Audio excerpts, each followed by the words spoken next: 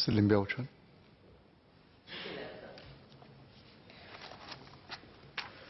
Over the past 3 years, 682 enforcement notices were issued for pigeon feeding offences.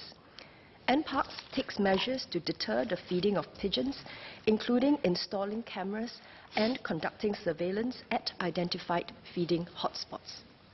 NParks also works with town councils to put up notices to ask for information about feeding activities so as to carry out enforcement operations in a more targeted manner. Public education is also an important strategy. NParks, NEA and the town councils work together to educate residents about the environmental health and hygiene issues caused by pigeon feeding. This is done through advisories, posters and outreach events. Agencies are also working with the Municipal Services Office to develop targeted public education messages and materials. The community and grassroots leaders can also help to spread the message. To reduce the availability of food sources for pigeons, the NEA ensures good food waste management in food centres and coffee shops in HDB estates and enforces against littering. Residents can and should also play their part by helping to maintain the overall cleanliness of their estates. Thank you. Mr. Lim. Thank you, sir. SPS, I have had many complaints about pigeons at hawker centres, at window ledges, at everywhere. And the bird droppings, I understand, are considered to be infectious.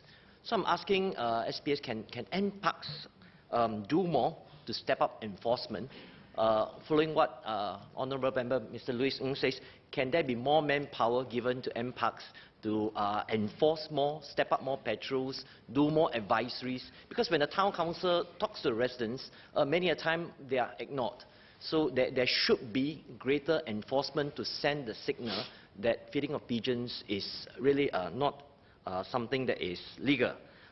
Would also, SPS also consider increasing the penalties for pigeon feeding? Because I think the message hasn't gotten to many of these pigeon feeders that whatever they're doing, it causes a health risk to many other people. Thank you. I thank the member for his 2 points. Firstly, I would encourage perhaps the member to share with us where the hotspots are, because I think that would be very helpful in allowing us to concentrate our manpower or the use of cameras, and targeted patrols.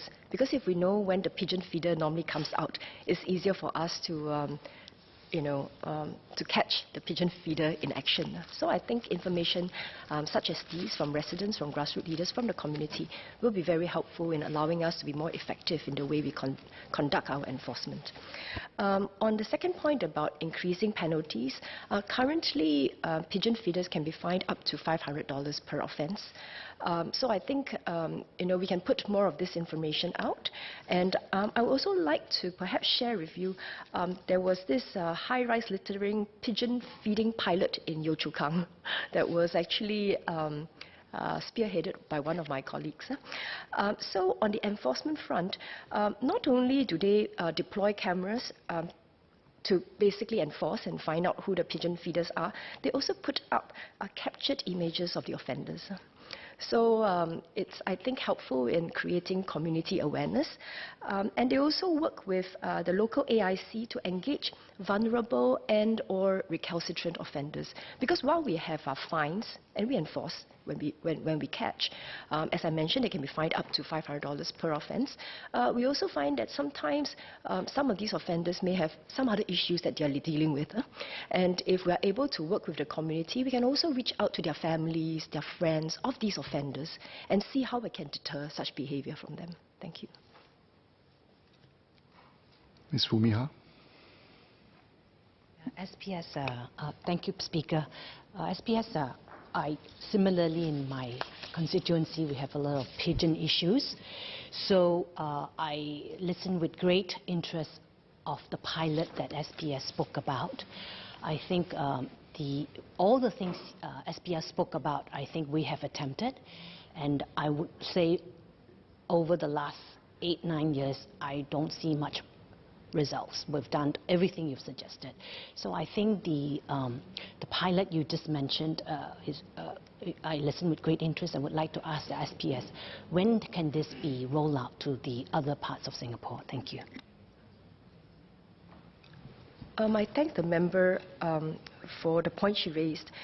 So the pilot consists of 3 parts. I had mentioned enforcement earlier.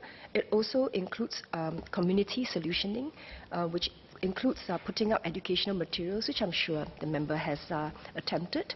But also, I guess, it's really about even house-to-house visits, for affected blocks, So, but I would say that the initial results from this high-rise littering pigeon feeding pilot in Yio Chu Kang has been quite promising.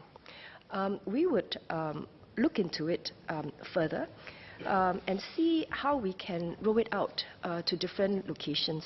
Because as we understand it, pigeon feeding issues, they are actually sometimes quite local based.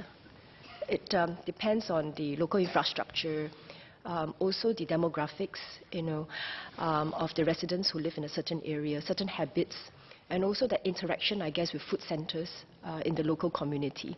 So while we currently seem to have a pilot that seems to have worked quite well in Yio Chu Kang, I think we'll probably have to distill it further and work closely with the local MPs, grassroots advisors, to see how we can adapt it for use in local community. Thank you. Mr. Lewis. Thank you, sir. I just want to go back to the point of whether MND can increase the manpower for the surveillance team. Because I think that's the crunch at this point, the bottleneck, where we don't have enough officers to do the surveillance to tackle the feeding. My second point really is this, that a lot of us have focused on culling. And culling is actually not the solution. That's the problem. The more you cull, the more pigeons you have. So I'm really hopeful that this pilot that SPS has mentioned, we roll out to nationwide so that we can now effectively tackle this problem. I thank the member for your repeated mentions about manpower and also earlier member Mr. Lim Yao Chuan's point. I'll take that back to my ministry, and I'll also talk to NParks about it. We'll see where possible how we can work towards achieving the outcome that you want, whether or not it is increasing more manpower or better use of the existing manpower we have. I think we take your points and we'll see how we can work more effectively and efficiently on that. On the point that the member mentioned about culling, currently population control measures are undertaken at the town council level. I believe that the town council's first option is probably not to cull.